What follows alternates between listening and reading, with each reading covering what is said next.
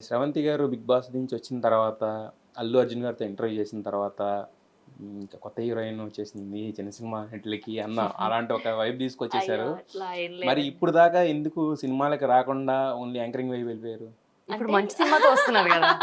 అంటే వస్తున్నారు. ఈ సినిమాతోనే ప్రాపర్ లాంచ్ అవ్వాలని రాసి పెట్టిందేమో. అంటే బేసిక్‌గా ఏంటంటే నేను కంఫర్ట్ జోన్‌లో ఉండిపోయాను. హ్మ్. ఎందుకు బానే ఉంది కదా! నేను అనుకున్న డబ్బులు నాకొస్తున్నాయి.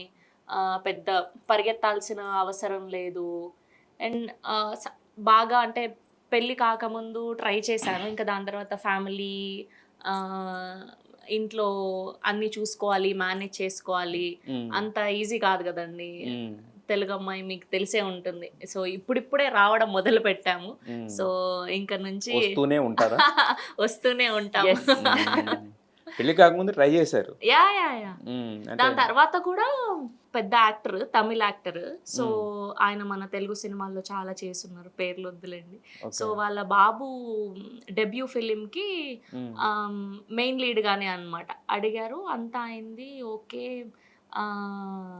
ఇక్కడొచ్చారు. స్క్రీన్ టెస్ట్ చేసాము. పక్క పక్కన నిల్చొని ఫోటోలు దిగాము. All good. కట్ చేస్తే ఇంక రేపు చెన్నై ఎళ్ళాలి. సో, వాళ్ళక్కడేదో షూట్ చేస్తాము అక్కడని చెప్పారు. హ్మ్. సో, అడ్వాన్స్ కూడా అక్కడే తీసుకుందురు అని చెప్పారనమాట. సో, నాకు నోరాగదు కదా! ఊరికే చాలా క్యాజువల్‌గా ఇది అవుతుందని కూడా మనకు తెలీదు. హ్మ్. సో, ఆ రోజు మేనేజర్‌కి "ఏవండీ నాకు పెళ్ళయింది ఓకే గదా!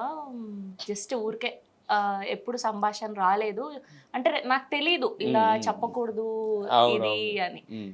సో, ఆయనన్నారు, "అవునా అండి ఒక 1 అవర్‌లో కాల్ చేస్తాను" అనన్నారు. హ్మ్. ఇంకంతే. ఆ 1 అవర్ కాస్త ఎన్ని ఇయర్స్ ఇన్ని అయింది. ఇయర్స్ అయింది.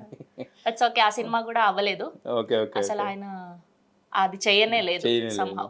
హ్మ్.